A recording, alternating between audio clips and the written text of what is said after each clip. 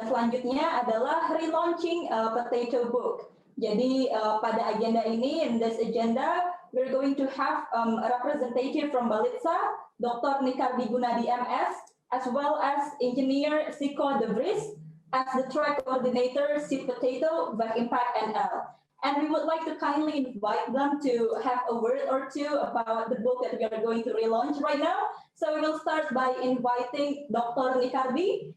The time and floor is yours. Baik, thank you Pak Ibu Sari. Selamat siang Bapak Ibu sekalian, salam sejahtera bagi kita semua.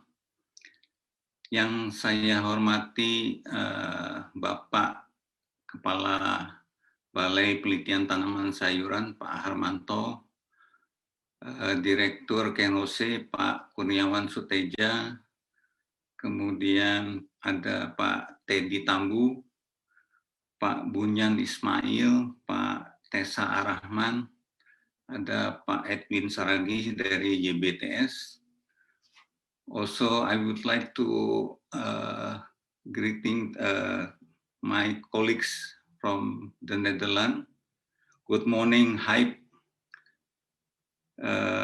Siko, Annette, and Hert Kessels, and other colleagues from the Netherlands. Hope all are well with you all. Kita puji syukur kita panjatkan kehadirat Tuhan Yang Maha Kuasa bahwa kita masih diberi kesehatan sehingga kita dapat berkumpul meskipun kita tidak secara fisik pada Potato Webinar ini. Pada webinar Potato ini saya diberi tugas untuk relaunching buku Sinyal Tanaman Kentang, Panduan Praktis Budidaya Kentang yang Baik.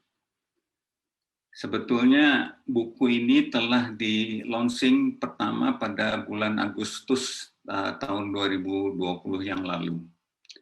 Jadi sebetulnya sekarang relaunching lagi.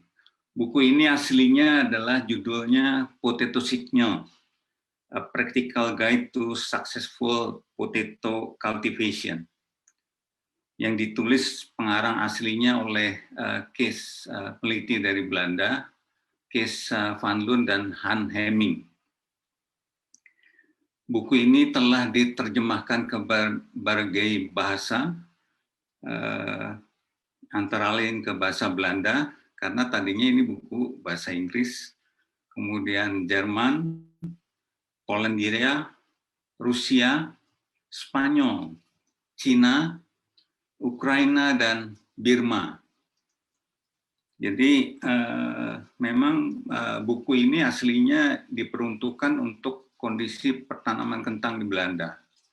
Tapi dengan program Back Impact NL, buku ini telah diedit dan disesuaikan dengan kondisi perkentangan di Indonesia. Jadi editor dari buku Potato Signal versi bahasa Indonesia itu diedit oleh Huub Schippers, tapi sayang Huub sudah pensiun beberapa tahun yang lalu. Kemudian Annette Prong yang nanti akan menyampaikan juga tentang dalam menyampaikan presentasi dalam webinar ini. Kemudian Siko De Vries. Kemudian ada juga Pak Budi Prasetya dan saya sendiri. Jadi kami juga mengucapkan terima kasih kepada Pak Bunyan Ismail dari Hikmah Fund yang telah memberikan beberapa foto untuk ditampilkan dalam buku ini, sehingga ini sesuai dengan kondisi di Indonesia. Jadi buku ini terdiri dari ada 13 bab. Yang pertama itu dia menguraikan tentang sejarah ditemukannya kentang. Kemudian produsen kentang di dunia, dan juga perkembangan luas area kentang, produksi dan kentang di dunia. Kemudian kedua, ada persiapan penanaman kentang, bagaimana memilih lokasi lahan yang baik untuk tanaman kentang, rotasi tanaman, juga ada perkembangan fase-fase perkembangan kentang dari mulai dia membentuk tunas di dalam tanah, kemudian munculnya tunas di permukaan tanah, pembentukan umbi, berbunga, fase pengisian umbi, dan fase pematangan umbi. Bab selanjutnya adalah mengenai pilihan varietas. Jadi di bab ini diterangkan bagaimana memilih varietas kentang. Ada kentang untuk sayur, kentang sayur, untuk kentang goreng, maupun untuk kentang keripik atau kentang goreng. Bagaimana ciri-ciri benih kentang yang baik. Kemudian tentang sertifikasi benih. Kemudian jumlah benih dan ukuran umbi yang dibutuhkan untuk menanam kentang. Ada juga informasi tentang mengenai pembelahan umbi kentang. Kemudian bab selanjutnya ada pemupukan. Bagaimana unsur hara, berapa banyak unsur hara yang diserap oleh tanaman kentang, baik untuk kentang produksi benih kentang, untuk kentang sayur maupun kentang untuk pati. Kemudian bagaimana cara dan waktu pemupukan pupuk anorganik maupun aplikasi pupuk organiknya, pupuk atau pupuk kandang. Kemudian bab selanjutnya adalah mengolah tanah, menanam dan membuat guludan. Tadinya di bab ini itu banyak sekali mengenai gambar-gambar yang memang kondisi di Belanda tentang cara menanam kentang dengan traktor. Tapi karena kondisi kita belum memungkinkan, kita membuat sesuai dengan kondisi Indonesia, yaitu belum mencapai ke sana. Tapi kita tampilkan juga beberapa cara-cara menanam kentang dengan menggunakan traktor, meskipun masih sederhana. Kemudian bab selanjutnya adalah mengenai pengendalian gulma. Bagaimana apa jenis gulma apa saja yang ada. Kemudian bagaimana cara pengendalian secara kimia maupun mekanik. Kemudian ada bab mengenai irigasi. Bagaimana irigasi pertanaman kentang yang baik dan bagaimana mencegah penyebaran penyakit bila kita pada saat kita irigasi tanaman kentang kita. Kemudian ada juga bab mengenai rogwing tanaman untuk ini terutama untuk produksi benih kentang. Bagaimana seleksinya tanaman-tanaman kentang yang menyimpang, kemudian yang terserang hama dan penyakit. Ya, mohon maaf Pak Dirgandi, mungkin karena keterbatasan waktu 1 menit lagi ya Pak. Ya, baik Bu. Ada juga tentang penyakit hama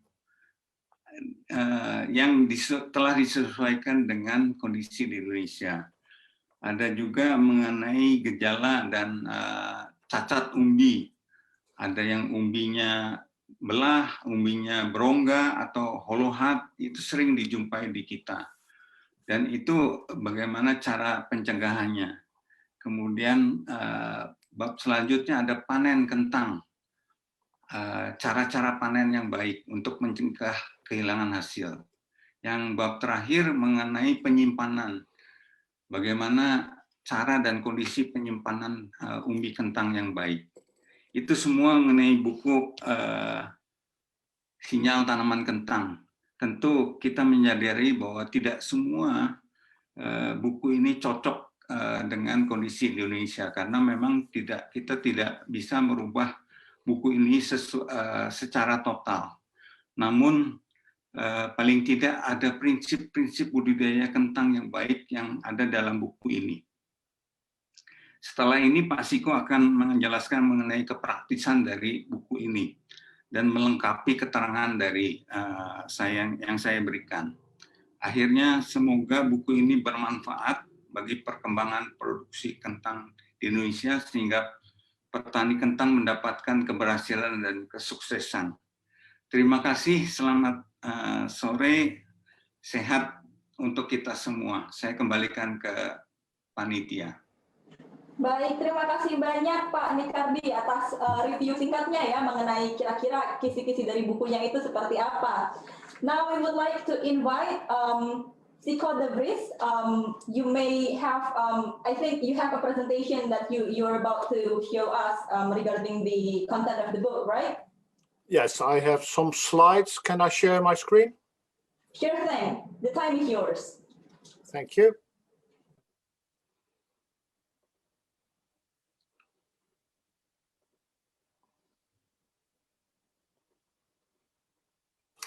Good afternoon, Indonesia. This is the book Nikardi showed you during his speech.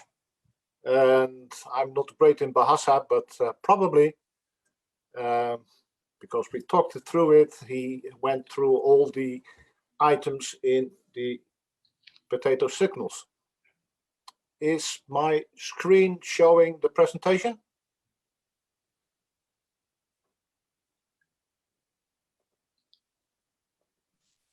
Yes, Siko, it's there. Okay. So like Nikardi already told you, the potato signals contains practical information for cropping the potato crop. And most farmers include this crop, but sometimes it's an extra, but most of all, it's a specialization. And therefore, over the past couple of years, there is an increase, like Huib showed you already, in the yield. Potato Signals is a booklet that helps farmers to make well-thought decisions and to do it according to practical measures to improve a weak link or simply to grow better potatoes, to get the details right and to pursue a higher and most cost-efficient yield on their potatoes. In addition to what your own experience and training has taught you, meetings in the field will help you to have a better understanding in growing potatoes. So the book complements this knowledge with practical instructions, and it's thought for everybody to be great effective. There are many agricultural institutions working to improve local potato production. At local stations, best varieties were chosen, best ways of pest control, best fertilization application, etc. Local good agricultural practice were developed, and growers now apply more modern mechanization and organize their farms, infrastructures, and logistics. Fertilization schemes are based on the soil and crop requirements and efficient crop rotation in practice to prevent the accumulation of soil-borne diseases. This enables the major production constraints and risks to be eliminated, guaranteeing long-term sustainability. The success of the potato sector is based on a system of education, research, extension, in close collaboration with the practicing of farmers. In total, the Fetch Impact project has distributed 2,000 copies of the book Sinyal Tanaman Kentang over the three main producing areas in Indonesia, Sumatra, Sulawesi, and Java. Out of these 2,000 copies, we have distributed 1,000 copies to schools. We have done so with the help of IPB, Ministry of Education and Culture of the Republic of Indonesia, with the great help of Mrs. Audrey Navastia. So roughly 1,000 copies were sent to SMK schools in the 3 main growing areas, Sumatra, Sulawesi, and Java. The books are to be teaching aids for the farmers of tomorrow. For you, if you're interested to acquire your own copy, this can be done through the website of the publisher. The publisher name is Roodbond. You can order yourself a paperback, like Nikadi had showed you, or an online book. And this is to conclude my presentation. A happy potato is a happy farmer. Thank you. Thank you very much, Siko, for the very comprehensive explanation. And now we're going to move on to the symbolic ceremony of the relaunch of Potato Book. And I would like to invite Pak Kurniawan Suteja as the Director of PT Kentang Hollander Sejahtera, Dr. Harmanto, M Engineering, as the Director of Balitsa. I would like to also invite Dr. Haik, also Dr. Nikardi and Siko, as well as Pak Edwin from Yayasan Bina Tani Sejahtera to hold your book that we've sent, a copy to you, next to your face. So we're going to have our pictures taken. All right, so we're still waiting. Okay, so we have your book already. Awesome. All right, 1, 2, 3, smile. Another one. 1, 2, 3. Very nice. And the last one. 1, 2, 3. Awesome. Thank you very much. And that marks the end of the relaunching of Potato Book. Thank you very much for joining us in the relaunching. And we are going to move on to the main agenda of the webinar. That is presentation session 1. In this session, we are going to have our colleague, akan didampingi oleh kolega kami, yaitu Pak Arga Wisnu Pradana SP sebagai Koordinator Knowledge Transfer East Indonesia. Jadi nanti selama sesi akan ada 3 pembicara ya yang akan memaparkan informasi mengenai budidaya kentang, dan teman-teman di sana bisa melanjutkan mengirimkan pertanyaan di kolom Q&A. Di akhir sesi akan dibahas, akan dipilih pertanyaan-pertanyaan yang nanti akan dijawab langsung oleh ahlinya. Oleh karena itu, tanpa menunggu lebih lama lagi, saya mau mengundang Pak Arga. Silahkan, waktu dan tempat kami persilahkan.